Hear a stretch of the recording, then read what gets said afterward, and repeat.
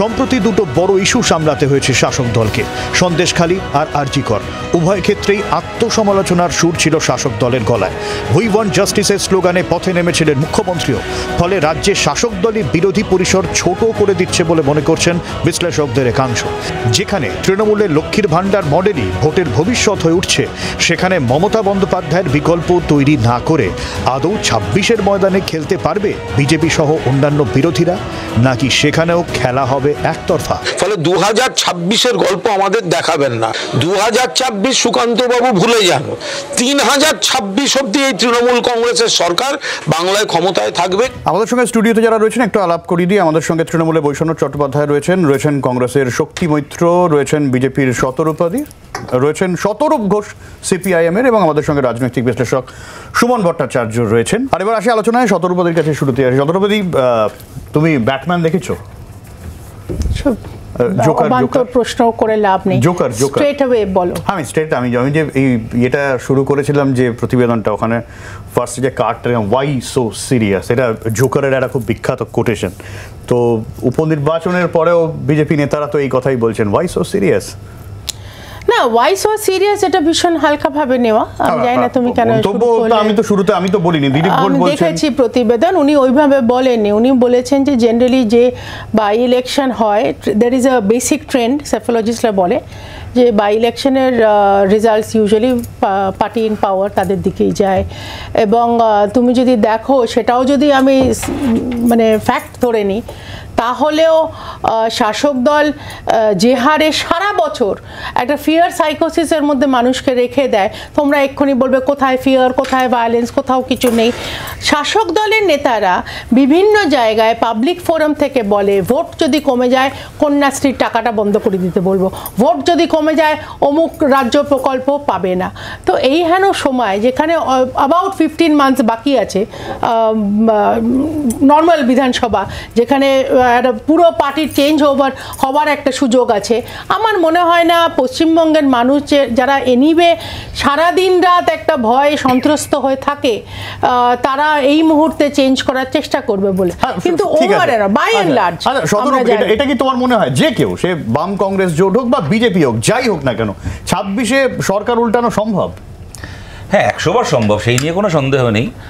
কিন্তু এই 17 বছর সারা বছর এটা ফিয়ার সাইকোসিস, মানে কেন্দ্রীয় বাহিনী দিয়ে তার মানে আমি ভোট করতে পারবো না। না, 17 দেখো, কেন্দ্রীয় বাহিনী ফালতু জিনিস। ও আমি একটা সময় আমি বা আমার দলও সবাই ভেবেছিলাম, কিন্তু পরবর্তীকালে আমি আমার নিজের অভিজ্ঞতা থেকে দেখেছি কেন্দ্রীয় বাহিনীর মতো একটা অবান্তর ব্যবস্থা বোধহয় ভারতের ইলেকশন ব্যবস্থায় এর থেকে বড় ফার্সার কিছু নেই। কেন সেটা তাই নিয়ে বিস্তারিত আলোচনার সুযোগ আছে, সময় পেলে আমি বলতে পারি, হয়তো সেই সময় নেই।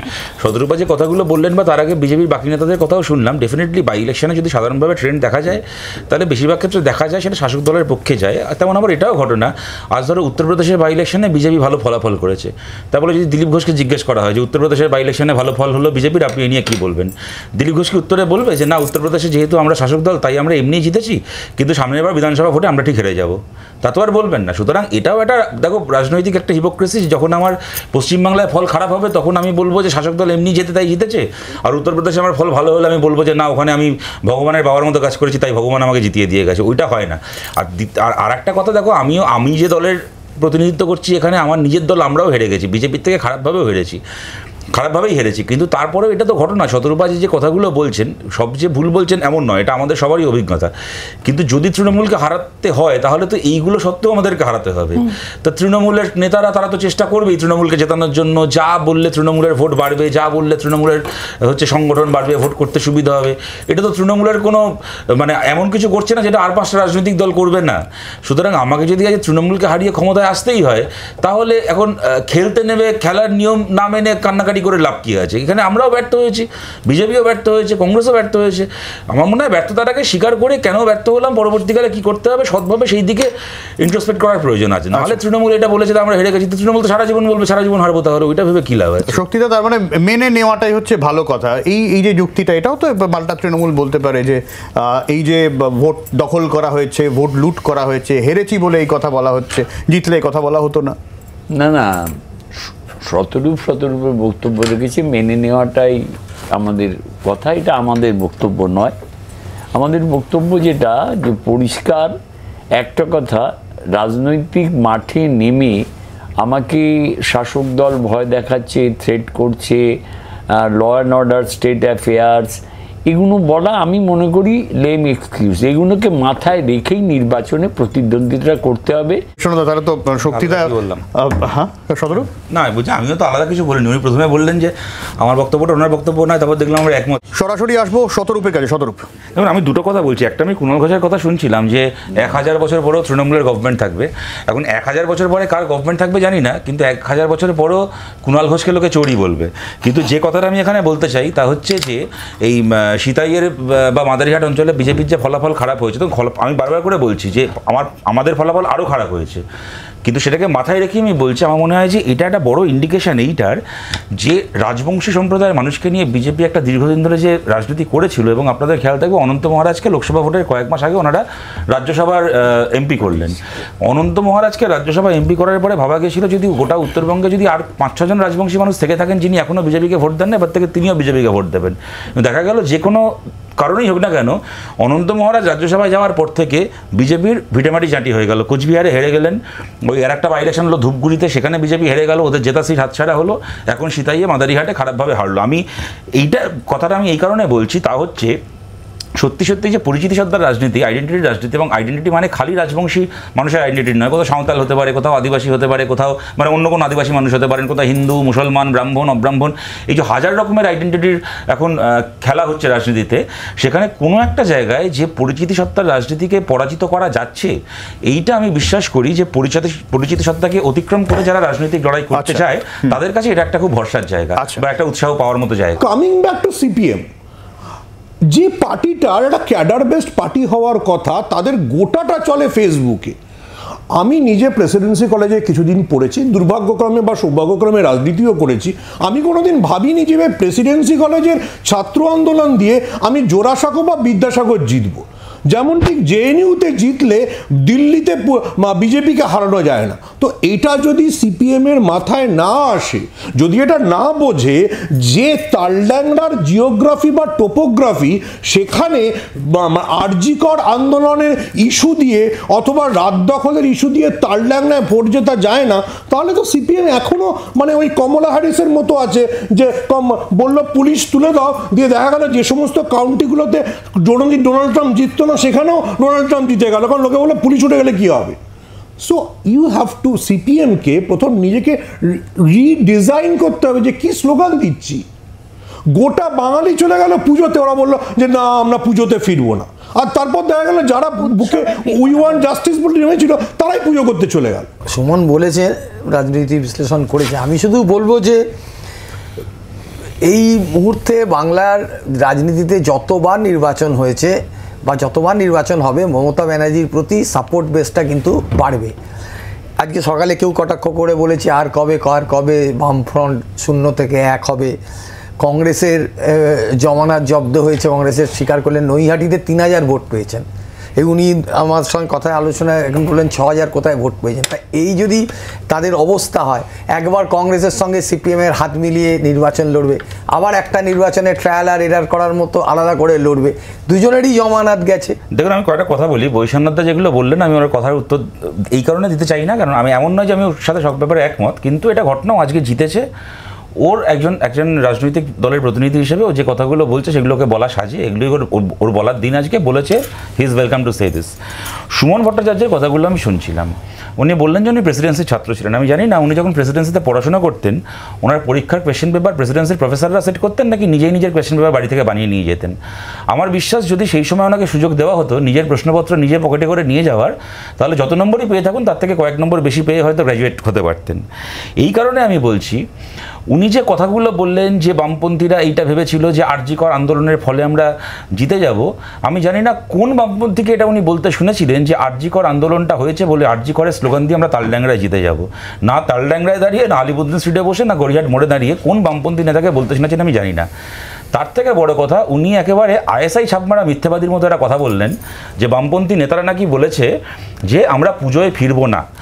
আমি আপনাকে চ্যালেঞ্জ করছি, সিপিআইএমের কোনো নেতাকে, এখন আজকের দিনে সোশ্যাল মিডিয়ায় সব কিছু অ্যাভেলেবেল, আমরা রাস্তায় জানি যে বাইট দিই সেটাও সোশ্যাল মিডিয়াতে আছে, সিপিআইএমের কোনো নেতাকে যদি আপনি বলতে শুনেছেন, দেখাতে পেরেছেন, তিনি বলেছেন যে মানুষ উৎসবে ফিরবে না, পুজোয় ফিরবে না, মানুষ পুজো করবে না, উৎসব করবে না, তাহলে আমি ক্যামেরার সামনে কান ধরে ক্ষমা চাইব।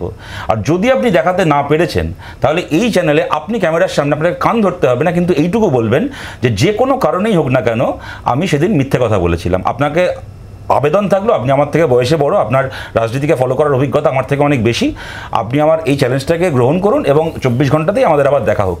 আমি লাস্ট দুটো সেন্টেন্স বলছি। এক হচ্ছে, আরজিকর আন্দোলনের সুফল পেলাম না বলে তোমরা যে প্যাকেজটা দেখাচ্ছ সভ্য, আরজিকর আন্দোলনের একমাত্র সুফল হচ্ছে ওই মেয়েটির হয়ে জাস্টিস পাওয়া এবং সব অপরাধীর শাস্তি হওয়া। সেই পথে আমরা লড়াই করছি। যদি সেইটা হয়েছে তাহলে আমরা ধরে নেব আরজিকর আন্দোলন সফল, যদি সেটা না হয় তাহলে সেদিন আমরা ধরবো আরজিকর আন্দোলন ব্যর্থ। তালড্যাংরা বা নৈহাটির রেজাল্ট দিয়ে ওটা হবে না। আর আমার লাস্ট সেন্টেন্স এখানে বলার, যেমন এ কথা সত্যি যেটা তোমরা বলছো, সুমন ভট্টাচার্য বলছেন, বৈশানা চ্যাটার্জি বলছেন, যে তৃণমূল প্রমাণ করে দিতে পেরেছে আরজিকর নিয়ে ওই আন্দোলন হওয়া সত্ত্বেও রাজনৈতিক দল হিসেবে তোমরা ইস্যু ধরে পথে নামবে কি সামাজিক আন্দোলনের জন্য না রাজনৈতিক আন্দোলন? আমি আমার উত্তর যখন আমি দিচ্ছি, please have the patience to hear me out, তারপরে তুমি তোমার কথা নিশ্চয়ই বলবে। এরকম অনেক মানুষ পথে নেমেছেন যিনি জীবনে কোনোদিন ভোটে দাঁড়াননি, দাঁড়াবেন না। আমি আমার কথাটা শুনে নাও। যদি আজকে ব্যাপারটাকে তুমি এই ভোটের প্রিজমে এবং পার্লামেন্টারি ডেমোক্রেসির প্রিজমেই এনে দেখতে চাও, বেশ, let's come to that point also. যদি আজকে তৃণমূল বলে যে আরজিকরের ওরকম আন্দোলন সত্ত্বেও আমরা দেখিয়ে দিতে পারলাম যে 6-6টা আসন আমরা জিততে পারি, সেক্ষেত্রে আজকে আমিও বলতে পারি যে আমরাও আরজিকর আন্দোলন করে দেখিয়ে দিতে পেরেছি লোকসভায় 42টা আসনের মধ্যে 29টা আসন জেতা একটা দলকে 2 মাসের মধ্যে রাস্তায় বাঁধন নাচ করাতে পারি। সুতরাং ওই কারণে বলছি ওই ব্যাপারে ওই দিকে তর্কটা নিয়ে যাওয়া উচিত নয়। তৃণমূল কংগ্রেসের মধ্যেও যে সৎ ভালো মানুষ আছেন, তিনিও আরজিকরের এই নৃশংসতায় একই রকমভাবে শিউরে উঠেছেন যেরকমভাবে তুমি আমি উঠেছি। দয়া করে সেই মানুষটাকে সম্মান দিয়ে আরজিকরের নৃশংসতা এটা নিয়ে প্রশ্ন উঠছে না, দেখিও না। না, এটা নিয়ে প্রশ্ন উঠছে না। না, এটা একদম প্রশ্ন উঠছে না। আজকে ভোট হয়েছে, না, আমরা হেরে গেছি, 100 মাসের কথাটা বলো। আরজিকর বলছো কেন বারবার করে? আরজিকর নিয়ে তৃণমূল বারবার আমরা ভুল করেছি না, বিজেপি দাবি করেছিল মুখ্যমন্ত্রী পদত্যাগ, রাজনৈতিকভাবে তোমরা পথে নেমেছিলে, রাজনৈতিকভাবে তোমরা পথে নেমেছিলে। শুনতে পেয়েছি, উত্তরটা শুনে নাও। তৃণমূলের কথাই তো উত্তর দিচ্ছি। আরজিকর নিয়ে যে পথে নেমেছে সে কি ভুল করেছে? তাহলে আবার প্রশ্ন আসছে কোত্থেকে? হেরেছি, নির্দিষ্টভাবে তোমাদের দলকে প্রশ্ন করা হচ্ছে, সাধারণ মানুষের আন্দোলন নিয়ে প্রশ্ন করা হচ্ছে না। আরজিকরে যেটা হয়েছে সেটা কি ঠিক হয়েছে? আবার কে বলে ঠিক হয়েছে? ভোটে হেরে যাওয়া দল হিসেবে, শোনো কথাটা, ভোটে হেরে যাওয়া দল হিসেবেও যদি ভোটে হেরে যাওয়ার পরে বাড়িতে বসে না থেকে পরের দিন রাস্তায় নেমে থাকি এবং তারপরে যদি আবার হেরে গিয়ে থাকি, তাহলে কি নেমে আমি পাপ করেছি?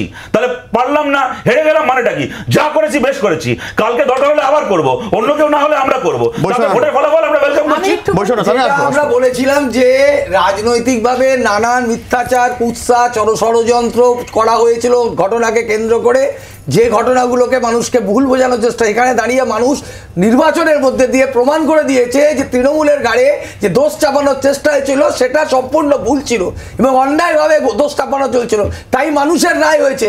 নৈহাটি কিন্তু আরবান মানুষ, সেখানে শহরাঞ্চলের মানুষ আছে, তালডাংরাও সেখানকার মানুষ ভোট দিয়েছে, সীতায়ের মানুষও ভোট দিয়েছে, মাদারিহাটের মানুষও ভোট দিয়েছে, ভোট হাড়োয়াতে সেখানকার মানুষও ভোট দিয়েছে। মানুষ এটা বুঝেছে মমতা ব্যানার্জি সবসময় সত্যের জন্য আছে, ন্যায়ের জন্য আছে এবং তাই মানুষ মমতা ব্যানার্জি। আমি বারবার করে কথা বলেছি, বৈশানা চ্যাটার্জি যে কথাগুলো বলছেন ওনার এই কথাগুলো বলার আজকের তারিখে অধিকার রয়েছে, কিন্তু যদি বারবার করে বলে যে তৃণমূলের ঘাড়ে দোষ চাপানো হয়েছে, তৃণমূলের ঘাড়ে দোষ চাপানো হয়েছে, আমি জাস্ট 3টে তথ্য তোমাদের মনে করিয়ে দিই। এক, আরজিকরে কিরকম ভাবে দুর্নীতি চলেছে গত 6 বছর ধরে, সেটা প্রথম ক্যামেরার সামনে গুছিয়ে বলেছেন অন্য কেউ নয়, কোনো বিরোধী নেতা নয়, তৃণমূলের নেতা শান্তনু সেন, যেটা বলার পরে তার দলীয় পদ চলে গেছে। 2 নম্বর কথা, তৃণমূলের একজন রাজ্যসভার এমপি বৈশ্বনাথ চ্যাটার্জি যে দলের কাউন্সিলর, সেই দলের একজন রাজ্যসভার এমপি নিজের রাজ্যসভার পদ ছেড়ে দিয়ে পদত্যাগ করেছেন শুভেন্দু শেখর রায় আরজিকরের ঘটনায়। তিনি কি বিরোধীদের সঙ্গে চক্রান্ত করে তৃণমূলকে অপদস্থ করছেন? এবং 3 নম্বর, আমার শেষ কথা, গত পরশুদিন রাজ্যের মুখ্যমন্ত্রী, পুলিশ মন্ত্রী প্রেস কনফারেন্স করে বলেছেন যে পশ্চিমবাংলার পুলিশের একটা বড় অংশ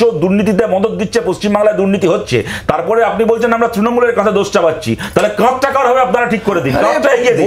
কিন্তু দুর্নীতি যে হয়েছে এটা মুখ্যমন্ত্রী ভীষণ নিউট্রালি 3টে কথা বলতে চাই। নিউট্রাল তো আমি হব না, বিকজ আমি বিজেপি কথাই বলবো। পরিষ্কার করে দিই, এখানে আরজিকর নিয়ে সামাজিক আন্দোলন নিয়ে কোনো প্রশ্ন তোলা হচ্ছে না। নির্দিষ্টভাবে আমি রাজনৈতিক আন্দোলন নিয়ে আমাকে একটু প্লিজ, কোনটা সামাজিক কোনটা রাজনৈতিক কোথায় ঠিক হয়? কোন থার্মোমিটারে 1 সেকেন্ড কোন থার্মোমিটারে তোমরা ঠিক করো? কোন থার্মোমিটারে ঠিক করো কোনটা সামাজিক কোনটা রাজনৈতিক? আমি এটা কিছুতেই বুঝতে পারলাম না যে সিপিএম এর মুখপাত্রের এই ঔদ্ধত্যের কারণ কি। প্রথমত তাদের বুঝতে হবে যে তারা হেরেছেন। আপনি কি চ্যালেঞ্জটা নিচ্ছেন? আমি চ্যালেঞ্জটা খুব দায়িত্ব সহকারে নিচ্ছি। আচ্ছা, কবে তাহলে বলুন? সিপিএম এর কোন সমর্থক, কোন পেজ চালায়, তারা কি বলেছে, তারা কোন জেলায় কি ভিডিও করেছেন সব আছে। কোন সিপিএম নেতা বলেছে পূজায় ফিরবো না? আমি বললাম তো, আমার কাছে আমি তো সব আছে। শতরূপ ঘোষ পশ্চিমবঙ্গের নির্বাচন এতে শেষ হয়ে যাবে না, নিশ্চয়ই হয়ে যাবে না। কাউকে ভয় দেখিয়ে শেষবারের মতো হচ্ছে না। আমি জানতে চাই কোন সিপিএম নেতা বলেছে পূজায় ফিরবো না। এই হুমকি দেবেন না, আমি দেখিয়ে দেব এবং সেটা দেখিয়ে চ্যানেলে দেখাবো, কাগজে লিখে দেখাবো, লিখে দেখাবো। বললাম তো যে আপনারা যে দোষ করেছেন সেই দোষটা আগে স্বীকার করুন। হেরে গেছেন, যেখানে আলোচনা হয়েছে, যিনি আলোচনার মধ্যে নেই সে কুণালের নাম করে যেটা বারবার বলা হচ্ছে সেটা কিন্তু ঠিক না। কুণাল যেটা বলেছে যে সিপিএম ওকে অনেক রকম ভাবে টিস করার চেষ্টা করে, কিন্তু আজকে দাঁড়িয়ে ও বলেছে যে শূন্যতেই রয়ে গেছে। এবার এখানে কিন্তু আলোচনার মধ্যখানে যিনি আলোচনায় নেই তার নাম বলা হচ্ছে। আমি একটা কথা বারবার বলছি যে এখানে মানুষ তৃণমূল কংগ্রেসকে সমর্থন করেছে স্বতঃস্ফূর্তভাবে, এটা কোনোদিন সিপিআইএম পার্টি মেনে নিতে পারবে না, কারণ 34 বছর সিপিএম এখানে রাজত্ব করেছে। তাহলে কি হয়, কাইন্ডলি শুনে নাও, তা যদি হয় তাহলে তো একটা আলোচনা যে 4 জন প্যানেলিস্ট আছে তার বাইরে কাউকে নিয়ে আলোচনা করা যাবে না। আমি একটা কথা বলি সভ্য, যেহেতু সামাজিক রাজনৈতিকের প্রশ্নটা উঠলো, এই ইলেকশনে আমরা দেখেছি 3টে ফুটবল টিমের নাম করে ভোটের প্রচার কেমন। আমরা দেখেছি আমাদের রাজ্যে পুজোর উদ্বোধন থেকে শুরু করে রেড রোডে ঈদের নামাজ সব জায়গায় গিয়ে মুখ্যমন্ত্রী রাজনৈতিক ভাষণ দেওয়া। আমরা দেখেছি নন্দীগ্রাম সিঙ্গুরের নামে সামাজিক আন্দোলন করে এটো কাটা কমিটির চেয়ারম্যান হওয়া। তাই সামাজিক আর রাজনৈতিক আমাদের শেখাতে আমরা নেমে বেশ করেছি।